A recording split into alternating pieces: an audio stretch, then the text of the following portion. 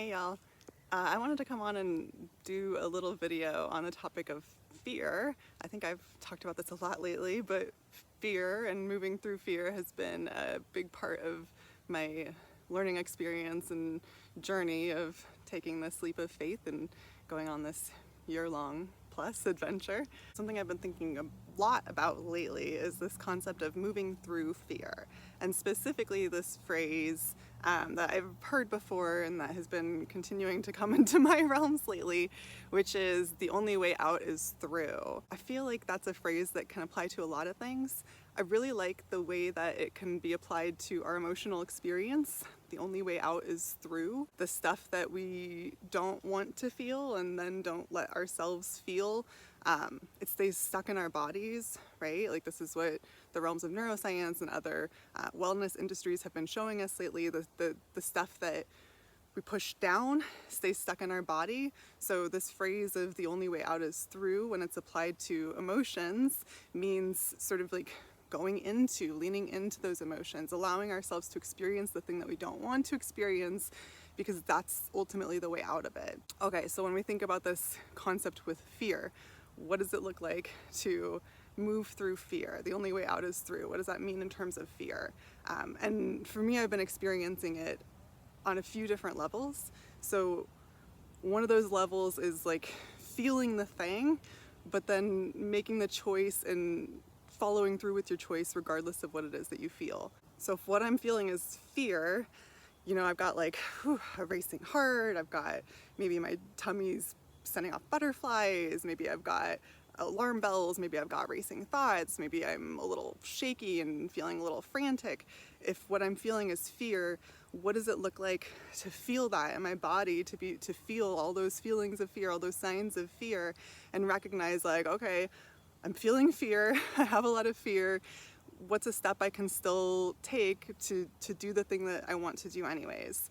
If it's showing up and making a video, how do I feel the fear that I'm feeling and still make the choice to show up, still take a step and do it anyways? The other side of that, the only way out is through, is that if every time we feel the feeling of fear and then we don't do the thing that scares us, we're teaching ourselves that our fear is valid, right? Like we're reinforcing the fear that we're feeling, and we're letting it decide our actions. And you know, again, to throw out some neuroscience, what fires together wires together. The patterns that we engage in become wired in our brain, wired in our way of being, wired in our body. So if I'm constantly feeling a feeling of fear and then not doing the thing that I'm scared of, and feeling the feeling of fear and then not doing the thing that I'm scared of, I'm reinforcing that fear cycle. So in fact, I'm actually strengthening my fear. So the only way out is through. The only way to have a life, an existence where we feel less fear about our experience, is to make choices to do some of the things that scare us, even though they scare us, because in the long term, we're teaching ourselves that it's okay to feel fear, that I can feel a fear and I can still do the thing that I'm scared of, and the fear won't override that. I'll still be able to take action even if I'm experiencing fear. And that lessens the grip that fear has on us.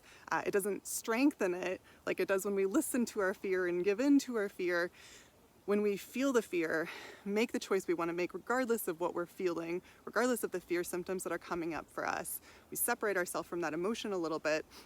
That's how we strengthen our own internal sovereign decision-making process. That's how we ultimately take our power back from fear. If you had known me 10 years ago, even 5 years ago, I never could have envisioned myself taking a journey like the one that I'm on right now. It would have been way too terrifying, way too uncertain.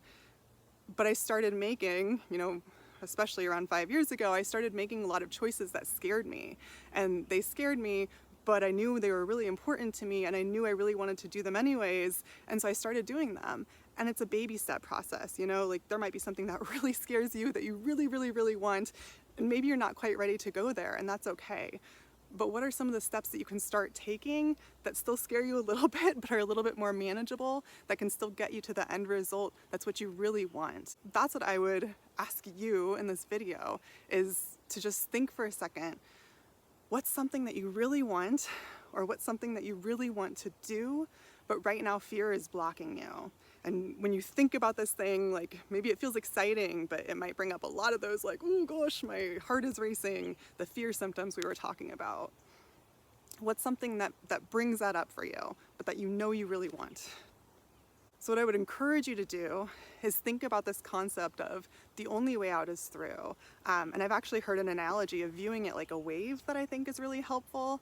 You know, I spent a lot of time on the beach as part of this journey recently. I spent a lot of time with the ocean and observing and learning from nature, learning from the ocean. And how waves work is, and you know, I watched a lot of surfers who were out there surfing the waves. And so how waves work is when a wave comes along, if you're not prepared, ooh, that sucker could take you down, right? Like if I'm just kind of oblivious and not seeing this wave coming, or not like preparing for the wave that's coming, it knocks me over the head and I get all dizzy, maybe I get topsy-turvy, spin around in the water.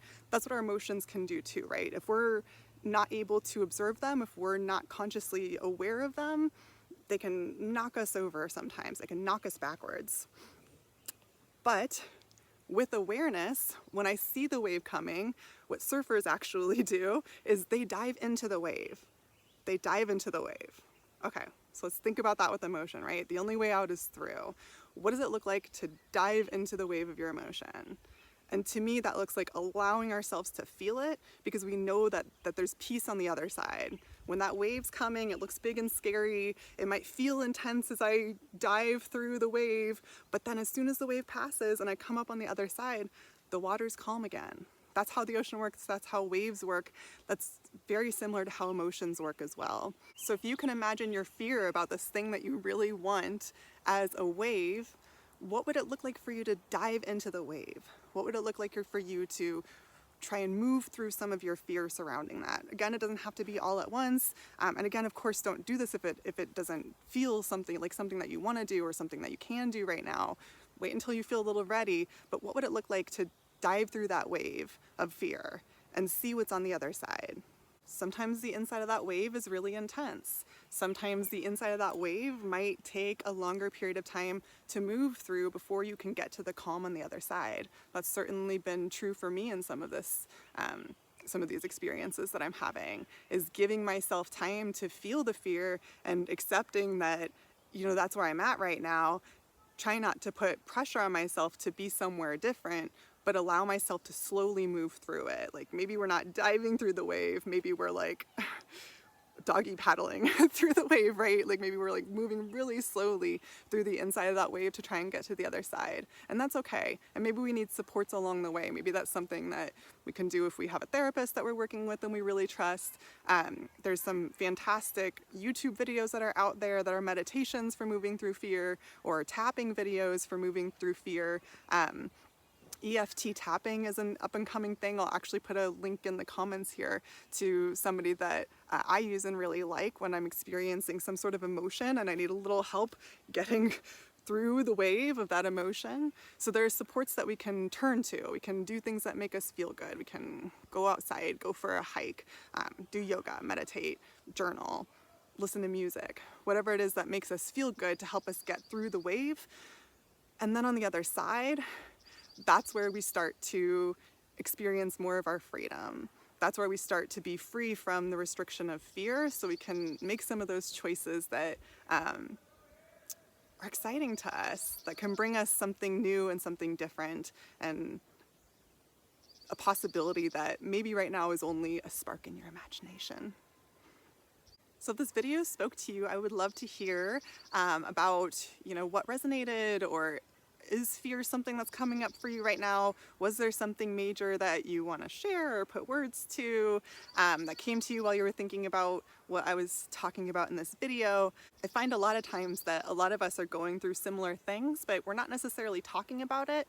And so it can be really easy to feel alone in that. So, you know, if this is a relevant experience for you, or if you're experiencing something else that you want to share, see if other people are, maybe I'll do a video on it.